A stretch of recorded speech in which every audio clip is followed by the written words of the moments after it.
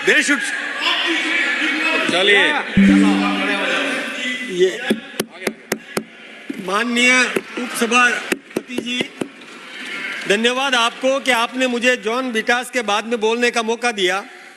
मुझे तो आश्चर्य इस बात का हो रहा है कि ये सब विपक्ष के लोग एम.एस. स्वामीनाथन की बात कर रहे थे, लेकिन इनमें से इनको ये पता नहीं है कि स्वामीनाथन आयोग का विरोध किसने किया, और उन्हीं के साथ आप बैठे हो। मैं आपको बताना चाहूँगा, देखिए ये 2007 में कांग्रेस के मंत्री थे कांतिलाल भूरिया, जिन्होंने सदन में जवाब दिया लोकसभा के अंदर कि स्वामीनाथन आयोग की बात नहीं मानी जा सकती। उन्होंने ये कहा कि ये इससे बाजार विकृत हो सकता है।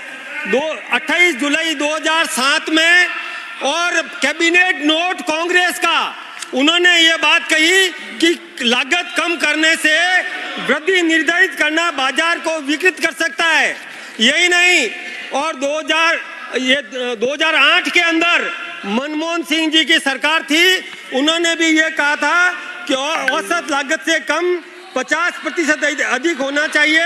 हालांकि इस सिफारिश को सरकार ने स्वीकार नहीं किया, क्योंकि एमएसपी की सिफारिश सीसीसीपी के द्वारा की जाती है जो अन्य बातों से संबंधित है, उन्होंने मना किया। यही नहीं, के.वी. थॉमस 2010 में माननीय राज्य मंत्री के.वी. थॉमस ने कांग्रेस के राज में यह जवाब दिया कि किसी भी कीमत पर स्वामीनाथन की सिफारिश लागू नहीं की जा सकती। इससे अंतर्राष्ट्रीय वस्तुनिष्ठ मानदंडों के आधार पर प्रासंगिक कारकों की विविधता पर विचार करते हुए इसको निरस्त किया है। यही नहीं, कांग्रेस के राज्य मंत्री 10 दिसंबर 2013 को तारिक अनवर, उन्होंने जवाब दिया। उन्होंने कहा इसलिए स्वामीनाथन की मांग को स्वीकार नहीं किया जा सकता और 50% वृद्धि से बाजार विकृत हो सकता है। ये इस प्रकार की बात उन्होंने कही। आपको मैं एक बात बताना चाहूंगा, और सुनिए, स्वामीनाथन आयोग की सिफारिश कब लागू हुई?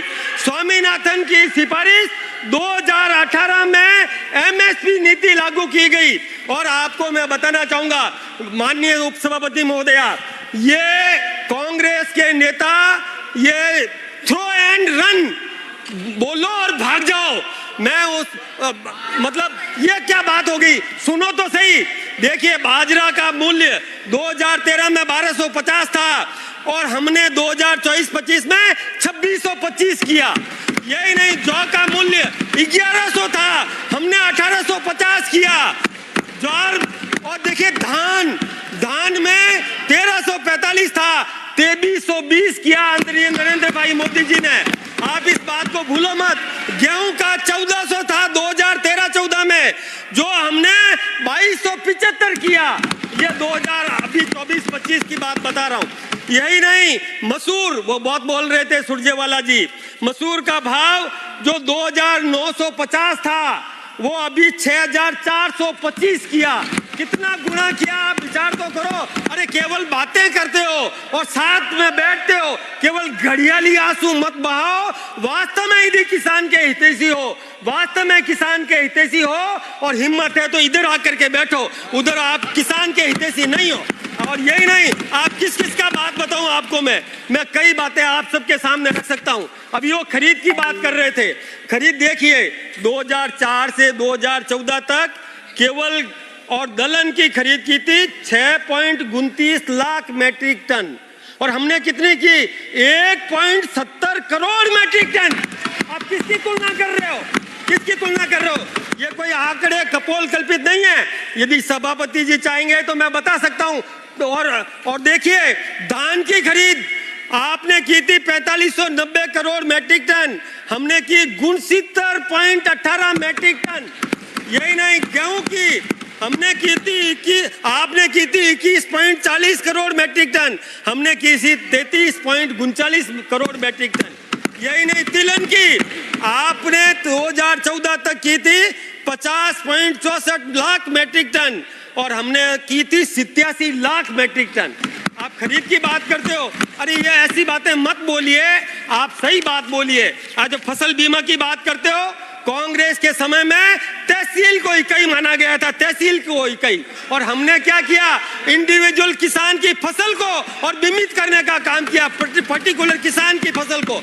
और यही नहीं सभापति महोदय, किसान फसल बोता है तब बीमा होता है, फसल खड़ी हो जावे और कोई बेमौसम बरसात हो जाए तब भी बीमित है, किसान की फसल तैयार हो जाए तब भी बीमित है, और मंडी तक ले जाए बीच में कोई दुर्घटना हो जाए तब भी उसकी किसान की फसल बीमित है। ये हमने किया, हमारी नरेंद्र मोदी जी की सरकार ने किया, आपने वो बिल्कुल नहीं किया था। यही नहीं, खेतों के पास में बुनियादी ढांचा के विकास के लिए हमने 48,352 परियोजना के लिए और 35,262 करोड़ रुपया मंजूर किया। यही नहीं, 11,165 गोदाम बनाए।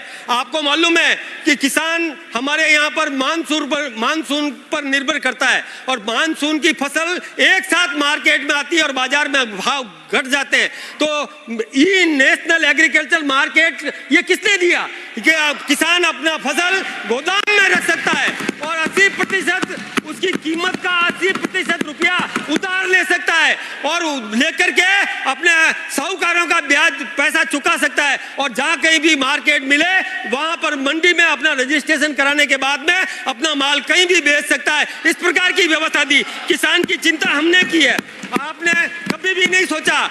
मृदा परीक्षण, आप कह रहे थे ना कि अभी ये बोल रहे थे वो समाजवादी पार्टी के राम गोपाल जी, मैं आपको एक निवेदन करूं समाजवादी पार्टी के कि ऐसा कोई गेहूं और इजाद करो जो कम पानी में पैदा हो सके। ये किसने चिंता करी? मृदा परीक्षण का काम नरेंद्र भाई मोदी जी ने किया। और इतने, और यही नहीं, सिंचित क्षेत्र के लिए भी दिया। और कृषि मंत्रालय में देखिए, मैं आपको बताऊं, पहले 2013-14 में सहकारिता, पशुपालन, डेयरी, मत्स्य और कृषि में केवल 30,223 करोड़ रुपए का प्रावधान था, जबकि अब मंत्री जी ने केवल कृषि मंत्रालय में 1,25,035 करोड़ रुपए का प्रावधान किया। ये कोई कम बात नहीं है। यही नहीं, आप एक बात को समझिए, बैठ जाइए, अब आपका समय समाप्त होगा।